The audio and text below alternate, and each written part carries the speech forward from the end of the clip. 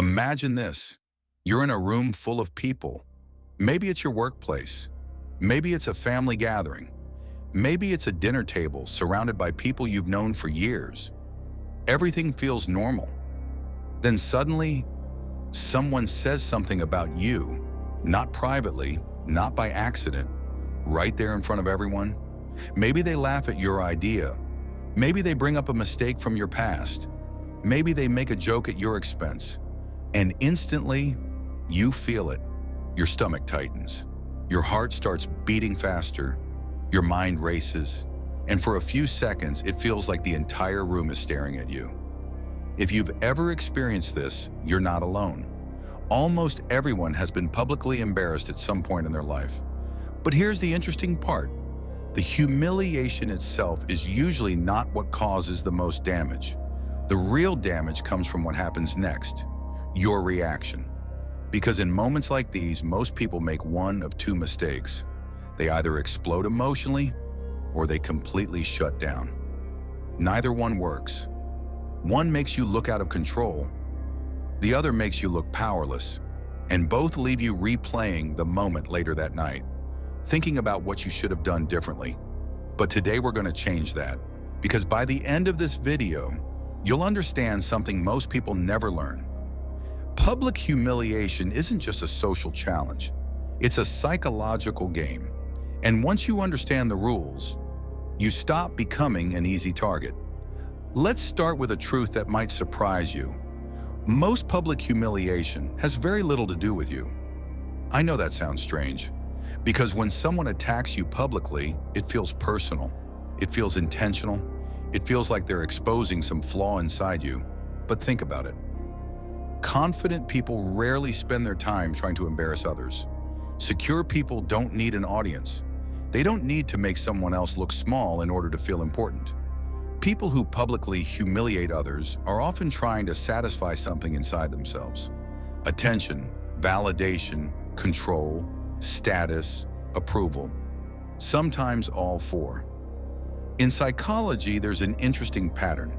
People who feel powerless often try to create moments where they appear powerful. And one of the fastest ways to do that is by putting someone else down. Not because the target deserves it, but because the aggressor wants the room to notice them. The problem is that most people misunderstand what's happening. They assume the attack is proof of their own weakness, when in reality, it's often evidence of the other person's insecurity. The moment you understand that, something changes. You stop viewing every insult as a verdict and start viewing it as information about the person delivering it. Now let's talk about the biggest mistake people make when they're embarrassed in public. They panic, not always on the outside. Sometimes the panic is completely internal. Their thoughts start moving 100 miles per hour. What do I say? What does everyone think? How do I defend myself?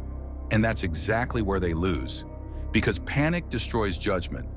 The moment your emotions take over, you're no longer making decisions, you're reacting. And reaction is predictable. That's why the first rule of handling public humiliation is simple. Slow everything down, not for them, for you. The second someone tries to embarrass you, pause, take a breath, hold eye contact. Don't rush to fill the silence. Most people are uncomfortable with silence. Confident people use it. Silence creates pressure, and when you remain calm while someone else is trying to provoke you, the pressure slowly shifts back onto them. Think about it. The person who insulted you is expecting something. Anger, defensiveness, embarrassment, an argument. That's the reaction they prepared for. But when you stay calm, their script stops working.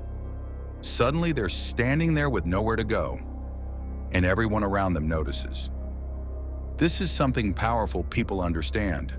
Whoever loses emotional control first usually loses the room.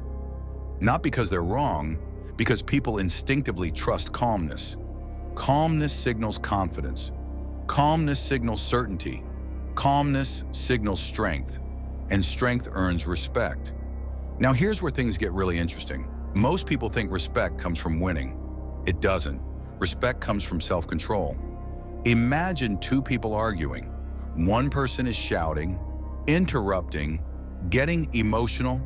The other person stays calm, speaks clearly, never raises their voice.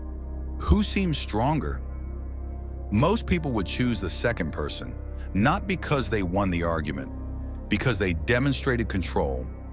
And control is one of the rarest forms of power. The next time someone humiliates you publicly, don't focus on winning. Focus on remaining composed, because your goal isn't to dominate the moment. Your goal is to leave the moment with your dignity intact. And that's exactly where real confidence begins.